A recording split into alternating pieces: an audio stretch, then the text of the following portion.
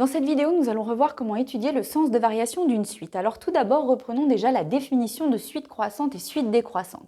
Donc une suite UN est dite croissante si chaque terme de la suite est toujours plus grand que son terme précédent, ce qui peut s'écrire UN plus 1 plus grand que UN pour tout entier naturel n. De la même manière, une suite est dite décroissante si chaque terme de la suite est toujours plus petit que son terme précédent pour tout entier naturel n également.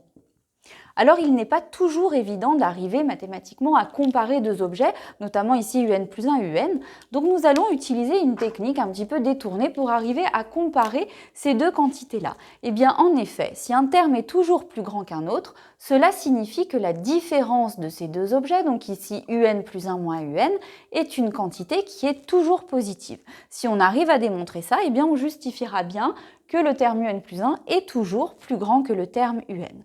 Pour les suites décroissantes, c'est le contraire. Si UN plus 1 est toujours plus petit que UN, eh bien cela signifie que quand vous faites la différence entre le terme UN plus 1 et le terme UN, eh bien vous obtenez une quantité qui est toujours négative. Eh bien de ces deux choses qui sont écrites en rouge, nous allons pouvoir en faire ressortir une méthode qui va nous permettre d'étudier le sens de variation d'une suite.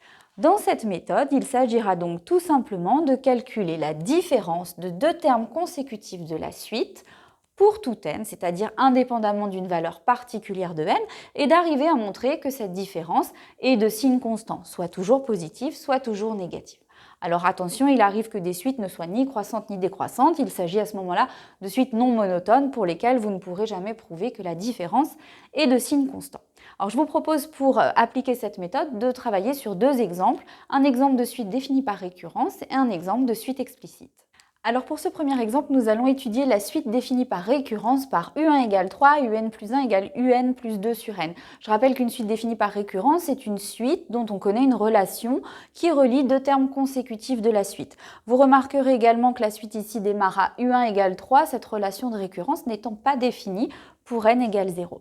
Alors nous allons appliquer la technique que nous venons de voir dans la partie précédente de la vidéo, qui consiste donc justement à étudier le signe de la différence UN plus 1 moins UN. Alors quand la suite est définie par une formule de récurrence, vous avez directement ici une formule qui permet d'exprimer UN plus 1 en fonction de UN. Donc nous allons tout de suite utiliser cette formule de récurrence pour remplacer ce UN plus 1 par la formule donc qui est donnée dans l'énoncé, c'est-à-dire ici UN plus 2 sur n. Et puis évidemment, nous faisons la soustraction par UN. Alors l'exemple que je vous donne ici est assez simple parce qu'on a une simplification rapide par rapport ici aux deux termes UN qui viennent se simplifier et on obtient comme différence UN plus 1 moins UN la quantité 2 sur n. Alors l'étape suivante, c'est d'arriver à savoir si on peut déterminer le signe de cette quantité-là, indépendamment des valeurs de n, de savoir si c'est de signe constant pour pouvoir conclure sur le sens de variation. Alors on remarque ici la quantité 2 sur n avec n qui est un entier naturel non nul dans notre exemple et donc n qui est une quantité qui est strictement positive. 2 étant un nombre positif également, eh bien la quantité 2 sur n, nous pouvons conclure qu'elle est strictement positive pour tout entier naturel n. Cela vous permet de conclure que cette différence, UN plus 1 moins UN, va être une quantité qui sera toujours positive, indépendamment de la valeur de n. Et bien cette conclusion, avec la définition que nous avons rappelée tout à l'heure, vous permet de conclure que la suite UN est une suite qui est croissante pour tout entier naturel n. Nous allons passer maintenant à un deuxième exemple avec une formule explicite de suite. Pour ce deuxième exemple, nous allons étudier la suite définie par une formule explicite, la formule suivante, UN égale n carré plus 2n plus 2, suite définie pour tout entier naturel n. Donc comme précédemment, la technique est la même, nous allons chercher à étudier la différence UN plus 1 moins UN et à déterminer le signe de cette différence. Alors la petite difficulté par rapport à l'exemple précédent, c'est que vous ne disposez pas directement de formule pour UN plus 1 que vous pouvez remplacer ici dans le calcul de cette différence. Mais vous avez une formule de suite pour UN qui est valable pour tout entier naturel n. J'ai bien mis en évidence ici l'entier n, la variable dans votre suite, pour vous montrer que par exemple, si vous cherchez à calculer U3, vous savez comment ça fonctionne, et bien vous remplacez simplement les n par 3 et vous pouvez faire vos calculs. Donc si je généralise cette technique de calcul de termes, et bien si je cherche à calculer UN plus 1, je vais tout simplement remplacer tous les n de ma formule par des n plus 1. Alors pour UN plus 1, j'obtiendrai eh bien n plus 1 au carré plus 8 fois n plus 1 plus 2. Faites bien attention aux parenthèses ici qui sont très importantes. Et puis nous allons soustraire un, c'est-à-dire que nous allons soustraire tout ça. Donc encore une fois, parenthèse extrêmement importante pour éviter les erreurs de calcul.